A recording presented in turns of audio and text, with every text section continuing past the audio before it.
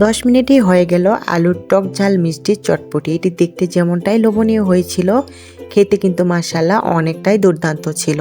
এটি কিন্তু বাসার ছোট থেকে বড় সবাই কিন্তু অনেক পছন্দ করবে।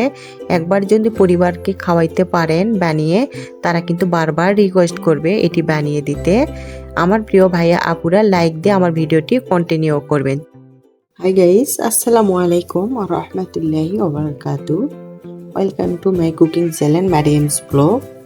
যাই যেখানে আমার ভিডিওটি দেখেছেন, আশা করি সবাই ভালো আছেন। আমরা আলহামদুলিল্লাহ অনেক ভালো আছি। আজকে আমি নতুন একটা রেসিপি নিয়ে আসছি। আজকে আমি এই আলুগুলি দিয়ে আলুর চটপটি তৈরি করব। চলুন আমি এই আলুর চটপটিটি কিভাবে তৈরি করি। আমি এখন এই আলুগুলি সুন্দর করে ধুয়ে সাইজ করে কেটে নেব। এই তো আলুগুলি আমি এরকম 4 ফালা করে কেটে নিয়েছি। ছোট হলে কিন্তু এই সাইজে হলে কিন্তু 1 ফালা করে কেটে নিতে পারেন। যেহেতু আলুর সাইজগুলি আমার বড়, এই জন্য আমি 4 ফালা দিয়ে কেটে নিয়েছি। আর আলুর খোসাগুলি কিন্তু আমি ফেলে দেই নাই, কারণ নতুন আলুর খোসা কিন্তু খেতে ভালোই লাগে। আপনারা চাইলে কিন্তু এটি খোসা ছাড়িয়ে নিতে পারেন। এখানে কিন্তু হাফ কেজি পরিমাণ আলু আছে। এই তো আমি একটা ফ্রাই প্যান বসিয়ে দিলাম একটু পরিমাণ মতো তেল। তোমরা কিন্তু এখানে সরিষার তেলও দিতে পারো। আমার কাছে যেহেতু সরিষার তেল নাই, আমি সাদা সয়াবিনের তেল দিয়েছি। এখন দিয়ে দিলাম এখানে জিরা আর একটু তিল। জিরাগুলি যখন টকবক করে ফুটবে, তখন কিন্তু আমি এখানে আলুগুলি দিয়ে দিব। এভাবে এই চটপটি আলু একটু রান্না করে দেখবেন, একটু কিন্তু ছোট বড় সবাই কিন্তু অনেক পছন্দ করবে। দেখেন অনেক সুন্দর ফুটিচ্ছে। এই পর্যায়ে আমি আলুগুলি দিয়ে দিলাম।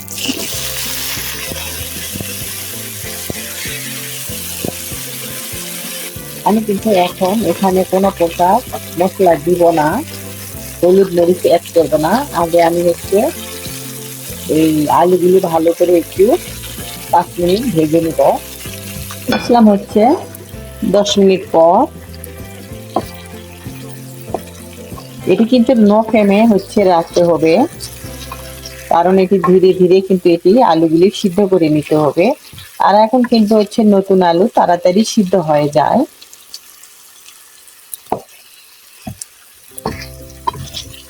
আমরা উত্তরবঙ্গে আমাদের কিন্তু প্রচুর আমাদের ওইদিকে আলু চাষ করা হয়।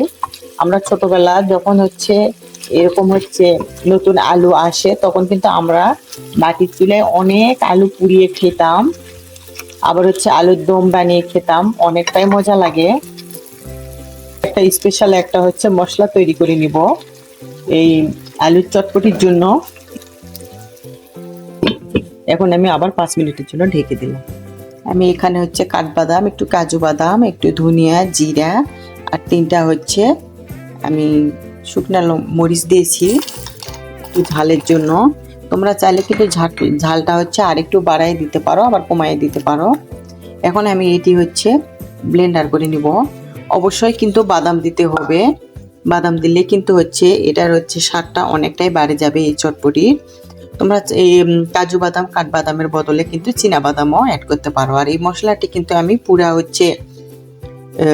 ব্লেন্ডার করব না, দানা দানা রাখবো। এতে কিন্তু এই চটপটিটা খেতে অনেকটাই টেস্ট হবে। মুখের গালের মধ্যে এই দানা দানা মশলাগুলি পড়লে অনেকটাই মজা লাগবে। দেখেন এই তো এরকম আমি দানা দানা রাখছি। আমি মশলাটি এখন সাইডে রেখে দেব। এই পর্যায়ে দিয়ে দিলাম আমি দেখেন গোলমরিচের পাউডার। এটি দেওয়ার পরে আমি আবার ভালো করে 2-3 মিনিট নেড়ে চেড়ে নিব, যেন এই গোলমরিচটা সবগুলো আলুর সঙ্গে যেন মিশে যায়। এভাবে কিন্তু এই আলুর চটপটি রান্না করলে কিন্তু ছোট বড় সবাই অনেক মজা করে খেয়ে নেবে। এটি কিন্তু এমনি খেতে অনেকটাই ভালো লাগে। চাইলে তোমরা আলু পরাটা দিয়েও খেতে পারো, রুটি দিয়েও খেতে পারো। দেখেন অনেক সুন্দর সিদ্ধ হয়েছে।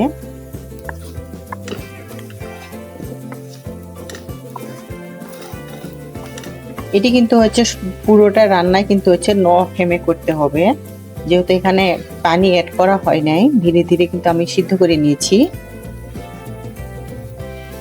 এতে খেতেও কিন্তু অনেকটাই টেস্ট হবে, আলুর মধ্যে কোনো প্রকার হচ্ছে পানি থাকবে না। এখন আমি দিয়ে দিব হচ্ছে আমচুর পাউডার। এটি দিলে কিন্তু হচ্ছে একটা আলুর মধ্যে একটা টকটক ভাব আসে, খেতে কিন্তু অনেকটাই ভালো লাগে, একটু টক, একটু ঝাল, একটু মিষ্টি। এই চটপটিটি কিন্তু অনেক টেস্টি হয়।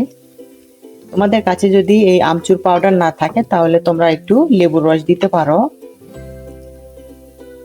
এতে আমি হচ্ছে 2-3 মিনিট নেড়ে চেড়ে নিলাম। এই পর্যায়ে আমি হচ্ছে যে গুঁড়া করে রাখছিলাম হচ্ছে আমার মশলাটি, ওই মশলাটি আমি অ্যাড করব।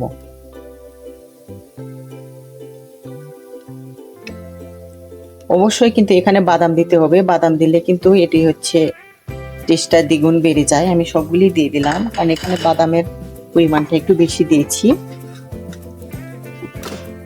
এখন সবগুলি হচ্ছে আমি হচ্ছে নেড়ে চেড়ে নিব, কারণ ভালো করে আরো 5 মিনিট ভেজে নিতে হবে। মশলার যে কাঁচা গন্ধটা, ওই গন্ধটা চলে যাওয়া পর্যন্ত আমি ভালো করে ভেজে নিব। আবারও আসলাম আমি 5 মিনিট পর। দেখেন আমার হচ্ছে মশলাগুলি থেকে যে কাঁচা গন্ধটা, ওটি কিন্তু চলে গেছে, অনেক সুন্দর একটা ফ্লেভার আসছে। এই পর্যায়ে হচ্ছে আমি দিয়ে দিচ্ছি 2টা কাঁচামরিচ আর হচ্ছে একটু ধনিয়া পাতা দিয়ে আমি ভালো করে আবার এর সঙ্গে মিশিয়ে নিচ্ছি। দেখেন মশলাটা কিন্তু অনেক সুন্দর গায়ে গায়ে লেগে গেছে। যারা কখনো এভাবে আলুর চটপটি তৈরি করেন নাই, একবার হলো তৈরি করে দেখবেন। আমি এখানে দিচ্ছি হচ্ছে অল্প একটু চিনি,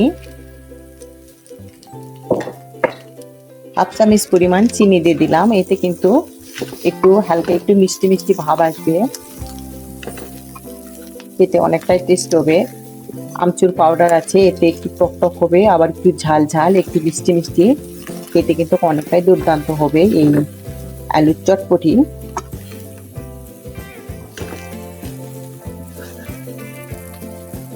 দেখেন মশলাগুলি কি সুন্দর হয়ে গায়ে গায়ে লেগে গেছে। আমি আরো 2 মিনিট হচ্ছে একটু ঢেকে রাখবো, যেহেতু আমি চিনি দিলাম, চিনিটা হচ্ছে কুক হওয়া পর্যন্ত।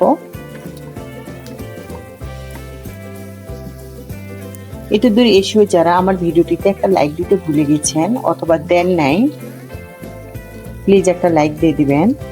আমার এরকম সহজ সব রেসিপি পেতে আমার চ্যানেলটি সাবস্ক্রাইব করে আমার পাশেই থাকবেন। আজকের ভিডিওটি আমার এই পর্যন্ত। আপনারা সবাই ভালো থাকবেন, সুস্থ থাকবেন, এই দোয়া করি। আমাদের জন্য দোয়া করবেন। আসসালামু আলাইকুম ওয়া রাহমাতুল্লাহি ওয়া বারাকাতুহু।